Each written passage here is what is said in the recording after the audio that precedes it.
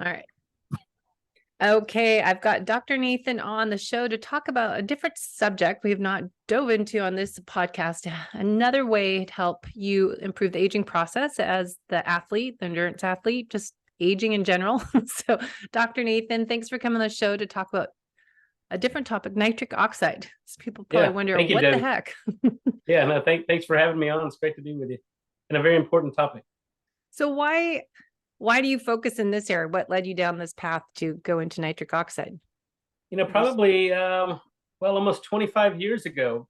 I was a student at LSU School of Medicine, and a Nobel Prize had just been awarded for the discovery of nitric oxide. So we knew it was an extremely important molecule. But 25 years ago, we really didn't understand how the human body made nitric oxide.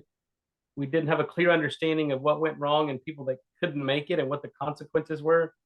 And the biggest challenge was there was no way to safely and effectively deliver nitric oxide gas to humans. Because nitric oxide is one of these molecules, and when it's produced in the human body, it's a gas, and once it's produced, it's gone in less than a second. Yeah. So the challenge was, how do we deliver a bioactive gas safely and effectively to the masses? And that's what I worked on for the past 25 years. Does it feel like 25 years? Some days it feels like an eternity.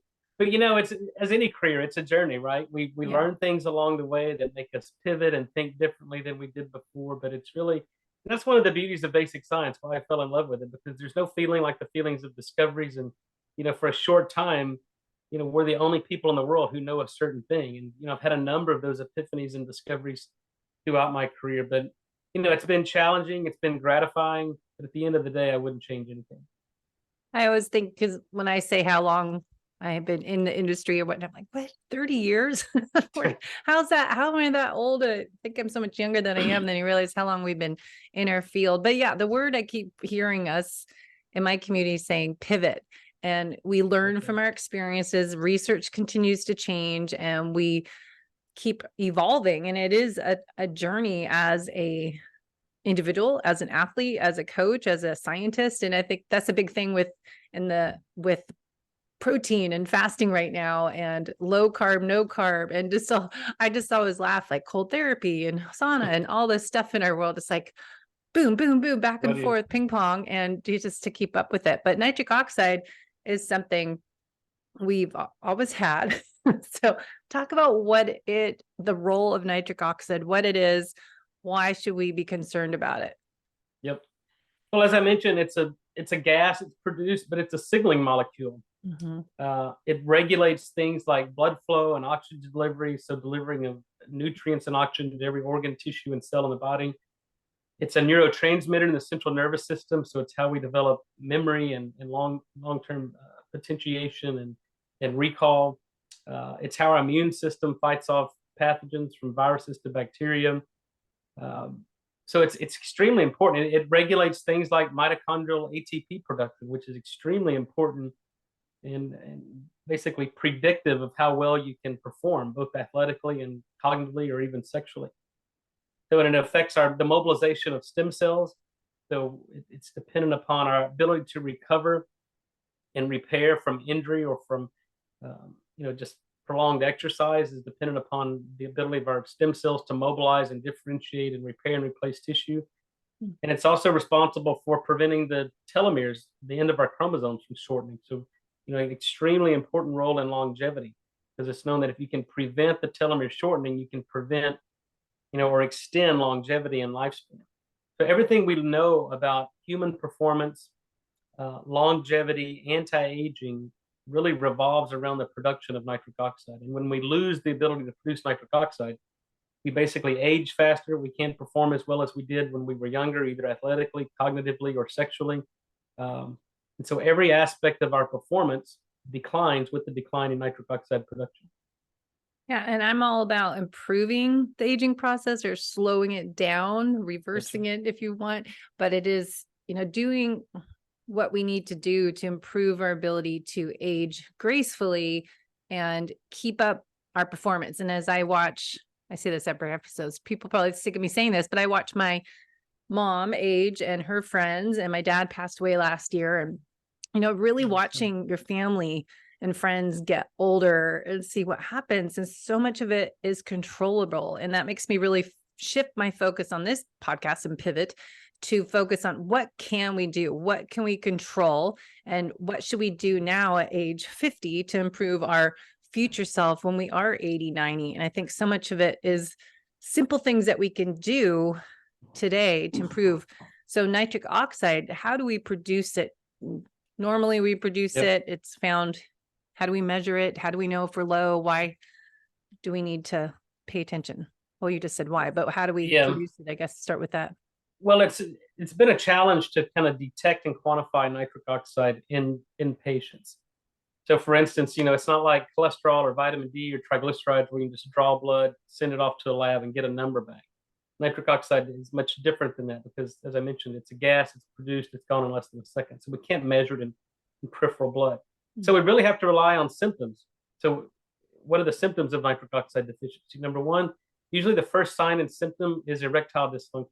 And that occurs in both men and women. So if you can't dilate blood vessels because you've lost the ability to produce nitric oxide, you can't get engorgement, you develop erectile dysfunction. And that's in both men and women. And next, if you have an unsafe elevation in blood pressure, any blood pressure, now the guidelines have changed, but any blood pressure greater than 120/80, that's a sign and symptom of loss of nitric oxide production. And 2 out of 3 Americans, well, prior to the changing guidelines, 2 out of 3 Americans had an unsafe elevation in blood pressure, which was at that time 130/80 or 89. So it's a huge problem. And then if we develop, insulin resistance and type 2 diabetes, that's a sign and symptom of nitric oxide deficiency. If you get winded walking up a flight of steps and if you can't exercise, 20, 30 minutes a day without completely fatiguing and maintaining some exercise regimen, then that's a sign and symptom of nitric oxide deficiency. So really, clinically, we have to look at the whole picture, but most of the symptoms that Americans and really people around the world are faced with today can be traced back to a loss of nitric oxide production. So it's foundational for how the body performs and regulates many different biological functions and physiological functions. What about varicose veins? Is that a sign when you have? Usually varicose veins means there's some type of vascular insufficiency. So the body's really resilient in the fact that there's, if there's a road blockage or some type of obstruction or stenosis on the venous side of things, then you develop new blood vessels around it, right? So it's always trying to, and it's a process called angiogenesis or arteriogenesis that allows for the body to make new blood vessels to maybe go around an area where there's not sufficient blood supply. So I'm not saying nitric oxide will affect varicose veins. I mean, we have some clinical evidence that it will, but you have to look at the reason they're varicose veins to begin with, right? There's something happened with the circulatory system that's affecting the integrity of that, and the body's responding by creating more veins and more blood vessels. Yeah, I just thought of that as well. So going into the symptoms, and then you're talking about some areas that are impacted as neurotransmitter production, immune system, mitochondria, performance. Let's kind of go into that a little deeper on the performance side of it as mitochondria, because I think that's always a big topic for athletes as well as recovery and repair. If we can just dive into that one a little deeper. Sure. So the mitochondria, as your audience probably is well, are the energy producing organelles of the cell. So really well-trained athletes, people who are peak performance, have higher numbers of mitochondria per cell, and the mitochondria are really efficient at generating cellular energy or ATP with very little oxygen. And so how do we do this? Number one, we have to improve the efficiency of mitochondrial energy production. Nitric oxide has been shown to recouple the electron transport chain, lead to more efficient ATP production with less oxygen. So you can extend the oxygen gradient into tissue to where now these mitochondria can extend the anaerobic threshold. And so you get less lactic acid buildup, and athletes can actually go longer, stronger, faster because they have improved mitochondrial function. And then secondly, and I think perhaps the adaptive effects of this are mitochondrial biogenesis. So, things like caloric restriction, intermittent fasting, sirtuins, all of that have been shown to improve mitochondrial biogenesis. But all of those pathways are dependent upon the cell's ability to produce nitric oxide. So if your cell can't produce nitric oxide because of some dysfunction or enzyme uncoupling, then intermittent fasting, sirtuins, caloric restriction, none of that's going to lead to mitochondrial biogenesis. because it's those pathways that stimulate nitric oxide that activate PGC1 alpha, that stimulate nitric oxide, that activate PGC1 alpha, which leads to mitochondrial biogenesis. So now, if your body can make nitric oxide, you have more mitochondria per cell that are generating more energy with less oxygen more efficiently. What that translates into a well-oiled machine and a well-trained athlete that's going to outcompete the competition. And that's why athletes are so in tune to know the importance of nitric oxide, because it's really the difference between first and last. Mm-hmm. Yeah. And then what about recovery and repair? How do we see that? The post-workout recovery and repair. So yeah, the aging process, not just in athletes, but in general, we're constantly wearing ourselves out, right? That's what aging is. And so advanced aging is when we lose the ability to repair and replace those dysfunctional tissues. And the job of that is our own stem cells, right? We got stem cells in our bone marrow, we've got stem cells in our fat. So years ago, it was thought that the older we get, the less stem cells we have. Well, now we know that's not true, because we have a number of stem cells in our fat, and most people accumulate more fat the older they get. So the problem has always been not the number of stem cells in our body, but the signal that tells our own stem cells to mobilize and differentiate. And that's nitric oxide. And this was, in 2006, it was revealed that nitric oxide is the signal that tells our own stem cells to mobilize and differentiate. So the older you get, the less nitric oxide you make, the less signal the stem cells get to go and repair and replace tissue. So you just advance your age, you don't recover as well. But if you can restore nitric oxide production, you can mobilize your own stem cells to go and repair and replace dysfunctional or injured tissue. And we basically delay or prolong the whole aging process. So we can age better, not as fast. And for me, it's not about the quantity of the age, right? It's the quality of our life. So I want to live a long time, but only if I'm healthy and able to enjoy life. Nobody wants to live at 120 years old, bedridden, and have 3 or 4 family members take care of you and change your diapers. That's not quality of life. I'm laughing because I just wrote that in my LinkedIn post yesterday. It's like, it's improving the aging process, but a long, healthy, happy, quality lifespan. Yeah, that's right. That's what it's all about. Our most important asset is our health. Mm-hmm. Yeah. So when we are younger, we are producing nitric oxide, where in the body where does it come from? Yeah, today we understand there's 2 primary pathways to make nitric oxide. There's an enzyme that's found in the lining of the blood vessels, and that enzyme converts an amino acid called arginine, L-arginine, into nitric oxide. And it's a very complicated biochemical reaction. And that's what's responsible for the second-to-second regulation of blood flow and vasodilation and oxygen delivery. And it's that enzyme that becomes dysfunctional with age. So population-based studies show that the older we get, the less functional that enzyme becomes. But now we realize that doesn't have to be the case, because if you look at kind of population-based on average, and by the way, as you know, the average American isn't very healthy, right? So it shouldn't be a guideline for what's normal. But we lose about 10 to 12% of our nitric oxide production per decade. So our whole thought process 20 years ago was, how do we prevent this loss of enzymatic function and this loss or this age-related decline in nitric oxide production? If we can prevent that, can we prevent age-related disease? And the answer is yes. I'll be 50 in 2 weeks, but yet have the biological age and the vascular age of a 36-year-old.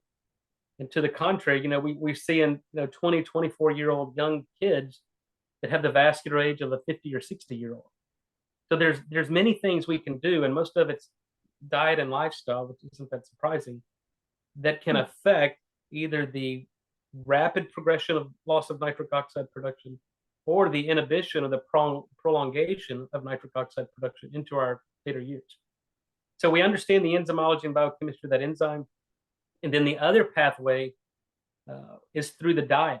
And it's mainly the mechanism of green leafy vegetables, plant-based diets, Mediterranean diet, the Japanese diet. Because there's a molecule found in green leafy vegetables called nitrate, inorganic nitrate, that the body can metabolize into nitric oxide. But that pathway is dependent upon, number 1, getting enough nitrate in the diet. Number 2, the presence of the right oral microbiome and these nitrate-producing bacteria. And then number 3 is sufficient stomach acid production. And now this is where Americans get it totally wrong. Yeah. Right? Because we've quantified this. The standard American diet, you're not getting enough nitrate from your diet. Number two, the oral microbiome is extremely important. 2 out of 3 Americans wake up every morning and use mouthwash, completely destroying the oral microbiome. That many people do? Wow. 2 out of 3 Americans, 200 million people are using mouthwash every day. And the consequences are devastating. Yeah. You know, we published maybe 15 years ago, if you use mouthwash, your blood pressure goes up. And it's killing the oral microbiome, shutting down nitric oxide production. Your blood pressure goes up, you develop sexual dysfunction, you lose the protective benefits of exercise. That's and then crazy. the third problem, which they just want a good breath, and look what's happening. Yeah, no, Can't have sex. That's right. Yeah, the consequence, I tell people it's better to have bad breath than to have a heart attack. And the data are very clear now. If you destroy the microbiome, you shut down nitric oxide production, and a lot of bad things happen. And then thirdly, antacids. Yeah. You know, antacids completely shut down nitric oxide production from both pathways. And now there's clear data showing that people who have been on an acid, specifically what's called proton pump inhibitors, things like Prevacid, Prilosec, omeprazole, pantoprazole, 40% higher incidence of heart attack, stroke, and Alzheimer's from people who have been on these drugs for 3 to 5 years, because they completely shut down nitric oxide production. There's a great book on that. We had to read a nutritional therapy practitioner school I took, and it is what was it? Not your HCl, something about your HCl. Forget the topic or the title, but it was acid. The stomach acid is just unbelievable that we were another thing we were taught totally wrong in all the supplements or the medications. Yeah, there's 200 million prescriptions written every year for antacids. That's not even, now you can go to the Walmart or pharmacy and buy these over the counter. And you know, the FDA never approved these drugs to be taken chronically. They were only approved to be taken for a very short period of time, 3 to 5 days, for gastroesophageal reflux disease. But yet people have been taking these for 10, 15, 20, I know people have been on for 25 or 30 years. Yeah, you can't get off of them. Causing heart attack, stroke, and Alzheimer's and vascular dementia. So we need stomach acid. Yeah, just say, have stomach acid. Explain though real quick, because I'm sure those listeners go, oh my God, I've been taking that forever. Why is it such a not a great thing to be taking those? What happens to our stomach if we don't have the right acidity in our stomach? Well, look, there's a broad range of bad things that happen. So number one, you need stomach acid to absorb nutrients like iron, chromium, magnesium, iodine. Number two, you need stomach acid to break down proteins into amino acids. You know, our body's never designed to see peptide fragments or undigested protein. Our body makes antibodies against it. In fact, it's the basis for foodborne allergies. In fact, most autoimmune disease can be traced back to insufficient stomach acid production. Work your way north. Say again? You got to work your way north. Root cause medicine is don't go to where it's happening, go backwards. That's right. Digestion begins in the mouth, and a lot of this with the oral microbiome. So your body cannot and will not heal without stomach acid production. You become nutrient deficient, you develop autoimmunity, you lose control of acid-base balance in the body, because we need that acid dump in the duodenum for the pancreas to secrete bicarb, which leads to buffering throughout the entire body. And what we're finding now is that these proton pump inhibitors not only shut down nitric oxide production from this enterosalivary circuit, but also inhibits the enzyme that makes nitric oxide in the lining of the blood vessel. So it completely shuts down both pathways to make nitric oxide. Yeah. Remember, the body's all connected. One thing goes off, it's that whole domino effect. But yeah, I always think that's a huge topic, especially if we've been talking a lot about protein prioritization for muscle health, and Dr. Gabrielle Lyon's information on Forever Strong and Donald Layman, and that I was talking about eating all the right foods that you need for your body, but then proper digestion. And so many people, including myself, I have to take enzymes. And if I need HCl, unless you don't have H. pylori infection, you don't want to take acid supplements until we get that down. But it is important to test and not guess what's going on ahead of time. But it's just proper digestion of protein, so you get those amino acids, because you could be eating this great diet that you think is giving you all the benefits you need, but you're not breaking it down. Is a huge thing. Start with digestion. Yep. So, but go back to what you said, is because this is a big topic. You're saying how we get the ingredients to help make nitric oxide or support it with arginine, and you get that from leafy vegetables and from nitrates. But then there's this whole big popular world out there now going, plants are toxic and we need more animal-based, but have toxins and we need to avoid them. And having too much of the wrong foods too often can cause a lot of side effects from that. So what would you say about the leafy vegetables when everyone else is saying their plant toxins are in there?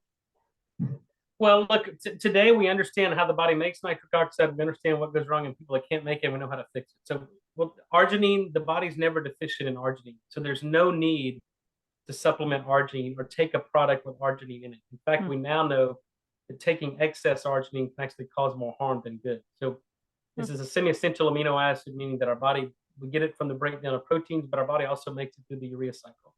So arginine, citrulline-based products are completely useless in terms of producing or stimulating nitric oxide production. There's a lot of supplements with that in there. So that's what. No, it is. And that's one of the popular. most frustrating things for me, is because you got these companies out there selling these nitric oxide products. They're putting 30, 40, 55 ingredients in a bag and calling it nitric oxide product. And they don't have any idea on the biochemistry, the enzymology, or what it takes to produce nitric oxide.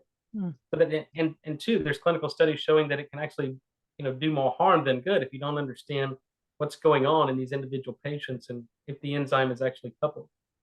So in terms of the green leafy vegetables, what we focus on, there are a lot of nutrients in plants, but in fact, since the 1940s, there's a 76% decrease in the nutrients found in plants and vegetables grown in the US. So, but we need inorganic nitrate, and that's found primarily in green leafy vegetables, that the body can convert through the oral bacterium to nitrite, and we swallow our saliva, we get nitric oxide gas in the acid environment of the stomach. So again, you have to it's risk benefit, right? So you have to eat plants that obviously don't have herbicides or pesticides on it because they're plants, they're poisons, or if there's other toxins in the plants. But fundamentally, there's this physiological process where we utilize the nutrients, primarily the nitrate from the plants or the vegetables, as a substrate to make nitric oxide. But the problem is there's such a high variability in the nitrate content of these vegetables that it's difficult, if not impossible, to know if you're getting enough nitrate from the foods you're eating. And that's why we think it's important. And as you alluded to earlier, we almost have to supplement, because the foods we eat in America today are deficient in so many nutrients. And so we have to do micronutrient analysis, figure out what our body's missing, and give it back. Because the body only performs if it has the raw material to do the jobs. And if we're deficient in certain nutrients, we develop chronic disease. If we're exposed to toxins, we develop chronic disease. So if we eliminate toxins, replete the missing nutrients, the body heals itself.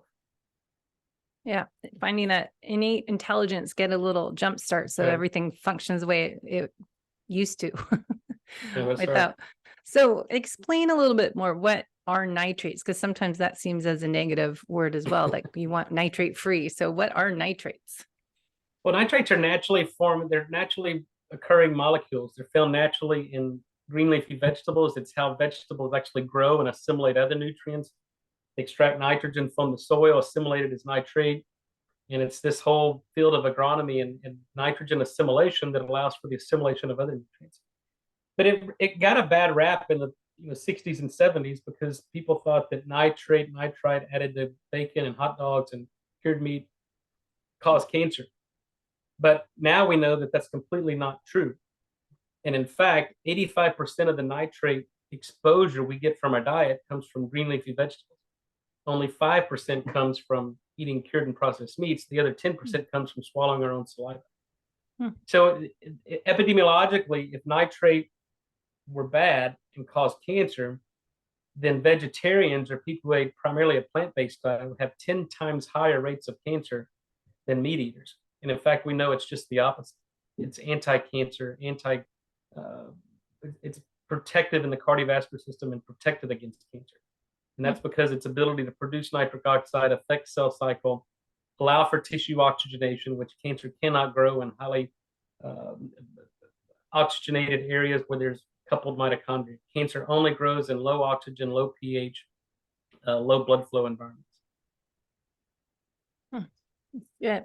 And the neurotransmitter issue and the immune benefits from nitric oxide. I wanted to revisit that because I think as we're fall winter season, people are, I think athletes too, we get our immune system gets depressed because we're exercising too much, and the immune system we should always be boosting in the winter time.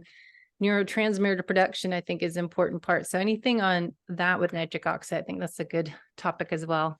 Yeah, so the enzyme, there's an enzyme called neuronal nitric oxide synthase, and it's very similar to the one found in the lining of the blood vessels, just found primarily in neurons versus endothelial cells. And the biochemistry is exactly the same as found in the lining of the blood vessels. So if you've got endothelial dysfunction and the NOS enzyme is uncoupled in the endothelial cells, then the same environment occurs in the neurons. So you don't get production of nitric oxide, and then it affects neurotransmitter and this whole synaptic neurotransmission in neurons. And that leads to, ADHD, neurocognitive disorders. And so if you don't have sufficient blood flow to the brain and you don't have optimal neurotransmitter production, then you develop neurological disease. So we have to be able to recouple that NOS enzyme, which we know how to do, and allow for neurotransmission and regulation of blood flow to the brain. So that's very simple and straightforward. The immune function, we learned a lot during COVID, because people who were getting sick and dying from COVID were the people who couldn't make nitric oxide. And this really wasn't new to us, because it's the same thing that's occurred for the past 100 years with seasonal flu. There's certain people who get flu, 20 to 40,000 people die every year from the flu. Who are those people that get sick and die from the flu and COVID? Was the elderly, people with prior heart attack, high blood pressure, diabetes, smokers. Those are people who cannot make nitric oxide. So in a normal, healthy person, this is how it's designed to work. So in work, let's use the virus, because winter season is typically the viral season. We're exposed to viruses every day. Some people get sick, some people don't. Viruses typically are taken up in the oral mucosa or the nasal epithelium, the airway. So when the virus binds and attaches to the cells, that signals our immune system, hey, I've got an invading pathogen. I need to go to the site of attachment and isolate this virus or bacteria. And you do that through mobilizing an immune response. So you've got to be able to dilate the blood vessels, get blood flow in the immune cells to the site of attachment. And then the immune cells actually go in and create a lot of nitric oxide gas. And that nitric oxide that's produced by our immune system, if it's a bacteria, it binds to the iron sulfur centers of the bacteria, shuts down their respiration and kills it. That's what nitric oxide does. If it's a virus, it prevents the replication of the virus. So the virus, people only get sick if the virus is able to attach to the cell, penetrate, rapidly replicate, and propagate throughout the body. And then you get sick. So if your body has good circulatory system, good nitric oxide, you basically nip it in the bud, generate nitric oxide, prevent the virus from replicating, and you never get sick. But if you can't make nitric oxide, number one, you can't mobilize an immune response to get the macrophages and neutrophils and immune cells to the site of infection. Then number two, the immune cells can't make nitric oxide to prevent the virus from replicating. The virus replicates, propagates throughout the body. People get sick, and unfortunately, many people die. But they don't have to, because if you can produce nitric oxide, then you can completely prevent the whole propagation of viral disease. And I'm probably the best example of that, because we had a drug in phase 3 clinical trials during COVID for 2 years. I was on an airplane every week since June of 2020. I was in COVID clinics all around the world, or around the US. I didn't wear a mask. I didn't get the shot, and yet I've never had COVID. I haven't been sick from a viral infection in more than 25 years. So it's not that I'm not exposed to it. It's just that my body knows how to deal with it, and you don't get sick from it. So the immunology and physiology is very well explained and described, and we know how to overcome infectious disease. Interesting. So other thing on my list is genetics. You talked about genetics a little bit, but how does that play? Because I was just going into my genetic report. I've done the DNA company. They have great reports. So is there anything on here we can identify to help us figure out, oh, we need to take a little more action earlier on if I want to improve the aging process? Yeah, so obviously there are certain genetic, what's called single nucleotide polymorphisms, or SNPs, in certain gene products that compromise our ability to make nitric oxide. Obviously, if you have a SNP in the eNOS, nNOS, or iNOS gene, then that's going to affect the genetic or the translation and the transcription of that enzyme from the DNA and kind of the genetic fingerprint. So that's obvious. What's not obvious is the methyl tetrahydrofolate reductase gene, or MTHFR. And it's that enzyme that basically feeds BH4 tetrahydrobiopterin into the eNOS pathway. So if you have an MTHFR SNP, then it leads to an oxidation of BH4 to BH2, which then leads to NOS uncoupling. You develop endothelial dysfunction. So MTHFR leads to nitric oxide deficiency. And that's the one that most, and some reports show 45 to 55% of Americans have either a heterozygous or a homozygous SNP in the MTHFR gene. So it's a huge problem. So now your body becomes compromised in its ability to make nitric oxide. So you have to take a product that actually generates nitric oxide for you. So our whole concept is if your body can't make nitric oxide because of genetics or diet and lifestyle, then we have to provide a source of nitric oxide for you. And that's what we do.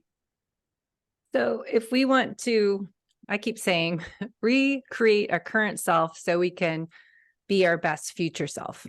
And so doing 50 something, I think once you're over 40, you should really start preparing for your future self and doing what we can do, as we spoke about earlier. So there's so many different supplements out there and it gets kind of overwhelming. Which ones do we take? What do we cycle in and out? So we talked about the symptoms if we are low in nitric oxide. If we find that we have genetic SNPs for that, what should we do to take action of our future self to improve nitric oxide production, as well as current self? Because I want to improve performance as an athlete, and I want to speed up recovery, repair, and I'm trying to get stronger, faster, more powerful as I age to, counteract the age effects that we say we get slow and fast and fat. And I'm fighting that. Well, I think what I tell people is nitric oxide is foundational for everything. Your body cannot and will not heal without nitric oxide, but it's not a silver bullet. It's not an end-all be-all cure-all. So I think what we have to do, and this is what I tell people, number one, you have to get rid of any toxins that's exposed in your body, and you got to replete missing nutrients, and then the body heals itself. So that's kind of globally speaking. But in terms of nitric oxide, I tell people you have to stop doing the things that disrupt nitric oxide production and then start doing the things that promote it. So we have to stop using mouthwash. The data are very clear. You don't take an antibiotic every day for the rest of your life because of the destruction it does on the gut microbiome. So by the same token, why would you take an oral antiseptic in the mouthwash that destroys the oral microbiome every day? We need a diverse oral microbiome to produce nitric oxide. Can you just throw in there that mouthwash is, people might not think of it, that is antimicrobial, antibacterial. It's like, since the pandemic, I think everyone's using, antibacterial wipes and mouthwash, but you're clean when you're doing mouthwash, you're cleaning out, killing your good and bad bacteria right in your mouth. So that's why the good guys keep the bad guys at bay, right? But if you destroy this microbiome, this ecology, then the bad guys, it allows these opportunistic bacteria that cause bad breath, gum disease, gingivitis, periodontal disease to flourish. If you maintain a healthy, diverse microbiome, then the good guys keep the bad guys at bay. You've got good health, and so you cannot take an antiseptic mouthwash, especially when it says kills 99.99% of the bacteria in your mouth. That's not a good thing, but yet you've got companies advertising that. So that's a good billboard. We need that on a billboard. Killing all bacteria is not a positive. No, it's horrible. Marketing. And then the other problem is fluoride. Most toothpaste contain fluoride. Fluoride's a neurotoxin. It kills your thyroid, and it's an antiseptic. So you have to get rid of fluoride in your toothpaste. You have to get rid of fluoride in the drinking water, the water you bathe in, cook in, drink. Those are the two biggies. And then the other is you have to get off antacids. So if you just eliminate mouthwash, eliminate fluoride, get rid of antacids, now you've stopped doing the things that disrupt nitric oxide production. Now you can start doing the things that promote it because your body can be primed to actually generate. And that's, a balanced diet in moderation, moderate physical exercise, 20 to 30 minutes a day, and then 20 to 30 minutes of sunlight a day. There's certain wavelengths of light that will stimulate and release nitric oxide. And then when all else fails, we have product technology that does it for you. But those are the simple things. And I tell people that's where you start. And then we can actually help and help propel you along that pathway through our product technology. So let's kind of dive into that. What are your products? What do you do? Well, we make products that actually generate nitric oxide gas. And that's what makes us different from all these other companies out there who are selling so-called nitric oxide products. So if your body can't make it, we do it for you. We make an orally disintegrating tablet that when you put it in your mouth, it dissolves over 5 to 6 minutes. And as it's dissolving, we're releasing nitric oxide gas. If your body can't make it, we do it for you. And then we actually recouple the NOS enzyme, right? So the lining in the blood vessels, the enzyme in the lining of the blood vessels, the enzyme in the neurons, we recouple that and provide normal function for that enzyme. So now we've improved the body's ability to make it enzymatically. And then because we designed this lozenge to have a 5 to 6 minute resident time in the mouth, we're restoring the oral microbiome. Most bad bacteria are sensitive to nitric oxide. The nitric oxide, as I mentioned, binds to the iron sulfur centers and shuts them down. So we're getting data that we're restoring the oral microbiome. So our products generate nitric oxide if your body can't make it, and we restore the body's ability to make it from the oral microbiome and from the lining of the blood vessel. So that's the lozenge. We also make a fermented beet powder. As you know, as an athlete, beets have been the hero vegetable for the past 10, 12 years, since the 2012 Olympic Games. But most beet products don't do anything except turn your pee and your poop pink and cause a lot of anxiety. So we make a nitric oxide active beet powder. We've taken the oxalates out of the beets. We've taken the beet pulp, the beet color, the beet taste. And we call this NO beets. And we add electrolytes to it, and we put peak ATP as an energy source in that product. So this is designed to be taken as a pre-workout or as an energy drink to replace things like Red Bull, 5 Hour Energy, and stimulant-ridden, dangerous Monster energy drinks, things like that. So those are our consumer products, the lozenge, the NO beets, and then we make a line of skincare products for the skin. Because aging skin is really just like the aging heart or the aging sex organ. It's lost its ability to produce nitric oxide. So we provide a dual chamber nitric oxide delivery system that you take one pump from each side, you mix it together, apply it to the face, and it generates nitric oxide gas. We can stimulate blood flow, get a hyperemic response.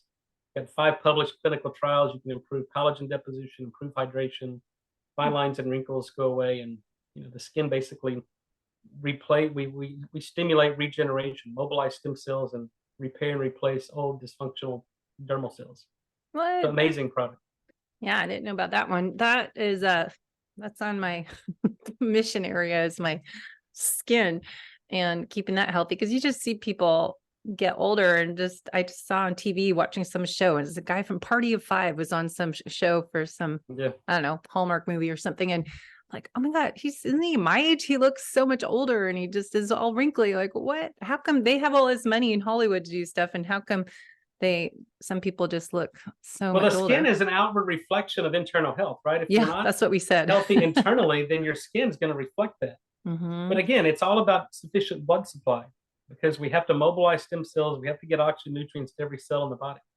So most skincare products out there are designed to hide or mask the fine lines, the wrinkles, the Band-Aids, age spots, the blemishes. What we do is completely different. It's a new category in skincare. We get to the root cause of aging skin, and it's lack of blood flow and circulation.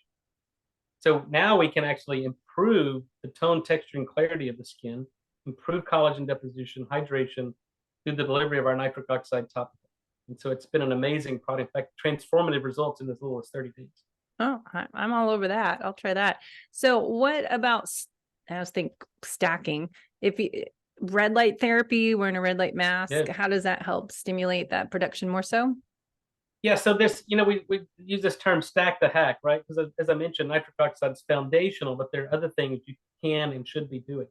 So red light therapy is really good. I'm a big fan of red light, infrared saunas, and red light therapy.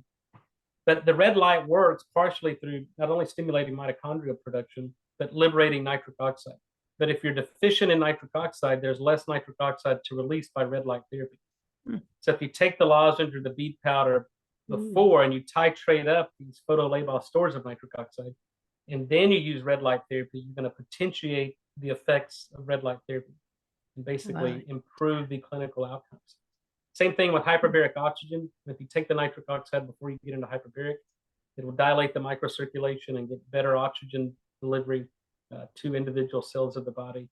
And so really anything you're doing in terms of biohacking or other modalities, if you start with nitric oxide, it's going to make everything else you do much more effective. Yeah, I need to try that. I have a sunlight and sauna with the near, mid, and far infrared wavelengths, and I have this higher dose red light mask, and I have this new flex beam red light near infrared thing you can put on whatever body part. And I was testing it on my microbiome, put it on your gut and help that. Okay. But it'd be interesting to stack that. But also the other thing I was just researching, because it's everywhere here in San Diego, it's at little naturopathic type of clinics, is NAD supplementation. And Vitamin D. NAD. Oh, NAD. Yeah, you know, Yeah. NAD and NADPH are cofactors in the production of nitric oxide.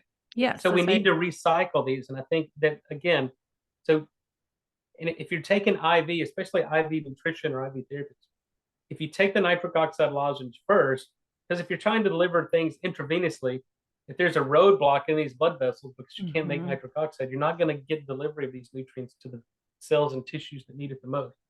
So if we start with the nitric oxide, we can dilate the blood vessels, open up the microcirculation. Now, when you're delivering, whether it's, you know, Myers cocktail or nutrients or B vitamins or NAD, you're going to get better delivery of those Mm. nutrients to individual cells in the body. So we have to open up the highway so you get better delivery, and that's what nitric oxide does. Well, I know there's these different wellness institutes. They have the HBOT, they have Yeah. the red light therapy, and then they have Normatec boots and the what's the other thing? The PEMF mats and tables. And Oh, so yeah. everybody's doing that down here. It's funny. It's like, okay, you guys are all doing the same thing, but they have the supplementation injections of NAD or IV. And so I was thinking, okay, how can you compare this together? But it makes so much sense that if you don't have good delivery system, is it really That's right. effective? Yeah, So you're not going to deliver it where it needs to be. yeah. So I was thinking minimal effective dose, how to optimize your health in simple ways, free ways. So what are some free things we can finish up with some things people can do now to improve, to summarize? And then if they want supplementation, we'll put that link in the show notes to look at and get a discount code, low carb athlete, to our listeners to learn more, as I'm going to stack my hacks or hack my stacks. So again, it's cost savings really. So you don't have to buy mouthwash anymore. You can buy a fluoride-free toothpaste that's cost effective, and you don't have to buy antacids. So that right there is cost savings. Yeah. And the other simple things is just, start exercising. We have to move 20, 30 minutes of exercise out in the sun. I like first sunlight in the morning. And then, moderate diet or balanced diet in moderation. I'm not a big fan of extreme diet, straight carnivore, straight vegan. I think we need to get our nutrients from a balanced and diverse food source. But again, it's moderation with very little sugar. And people have to avoid sugar. Sugar is poison. It's a toxin. And by the way, you cannot get nutrients or nitric oxide in the forms of gummies. If people are taking gummies or chews, you have to stop. It destroys the microbiome. We don't need sugar.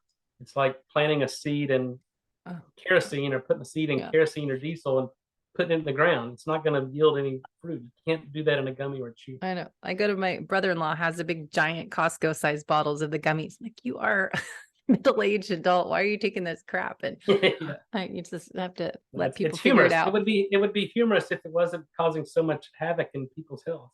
Yeah. People don't correlate. I don't think people correlate and put different things together and go, oh, that's happening because of this. And look at these patterns actually stop and reflect. So I know we're out of time and you got to go jump on a plane. Where can people learn more? What's the website? We'll put everything in the show notes, and you're speaking at different places. Tell us a little bit where to find you.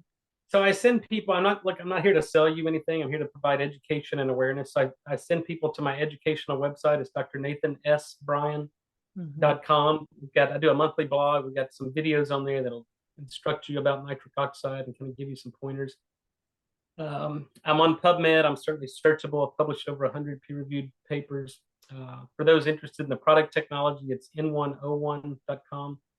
That's the letter N, the number one, the letter O, number one.com. So one nitrogen, one oxygen, n101.com. Okay. I'll copy and put that all into the show notes. So thanks so much for your time today. I'm glad we connected. And I think that's important information to share, is that I am all about living my best life, my second half of my life. And absolutely, I'm right there with you. Just all the things that you hear about get older is so much by choice, and take control of what you can. So take ownership of your health now, not wait until you're sick, struggling, and feeling awful. So look, it's easier to prevent disease than it is to treat it. So be proactive instead of reactive. And your doctor's not going to help you with that. Exactly. You have to take control of your own health. The doctors don't make anybody better. No, not at all. I don't think so. So thanks so much and good luck. And we'll keep following you and keep learning more. Thank you, Debbie. Take care.